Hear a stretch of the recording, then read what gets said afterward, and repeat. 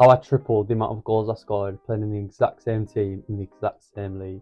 If I take it back to the last game of last season, I started on the bench, and it's the first time that I didn't start all season.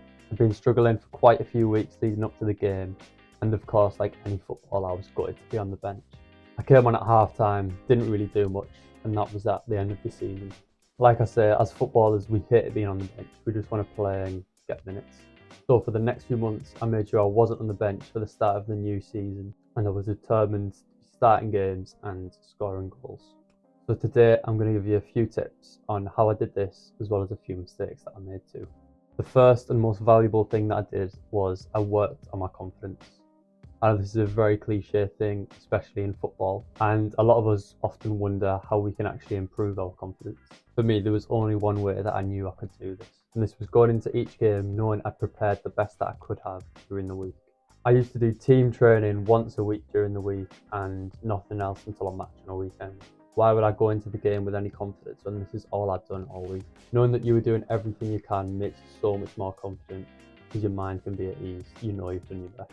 Confidence is important for every position on the pitch in football, but I think especially as a striker, confidence is needed to start scoring goals. Because of this, I knew it was something I had to work on, and I made it a priority through the pre-season. Point 2 has some more specific advice, and it's to act like a goal scorer. Of course, this is in your general life, this is in your training and on the pitch. It's a huge change I realised that I had to make if I wanted to score more goals. For a long time when I was playing as a forward, I'd like to drop deep and get involved with the play, but getting involved in the play higher up the pitch will actually win your team the game and score your goals. We all see Harry Kane dropping deep and scoring goals, but this is one of the best strikers in the world who's mastered it. I'm sure that you could do this too, but I also think that if you stayed higher, would score more goals, and this is what I'd found. I also found that how I trained had to change. As a striker, I was doing shooting practice maybe once a week. I realised that I should be practicing my shooting a lot more often than this, and when I started doing shooting practice 3 or 4 times a week, I became a lot more confident again, and it made it more natural on a match day. If you want to score more goals, you have to practice scoring more goals. Really obvious and really simple, but for a long time something I neglected. I wish I hadn't. Point number 3 is another thing that I neglected for a long time, and it's movement. When we watch the professional game in the Premier League, we see that a lot of the goals aren't spectacular, and usually they're quite simple. The more I analysed the goals that we were scoring, I realised we'd made 4 or 5 movements before eventually scoring the goal. When you start replicating this yourself, you'll notice the difference it makes, as you can drag defenders wherever you like. Ronaldo's probably the best in the world at this, especially since he started playing number 9. For a lot of his goals, he's dragged the defender 3 or 4 different ways before scoring his goal. These movements aren't hard or complicated, they're just sharp little darts that drag the defender away.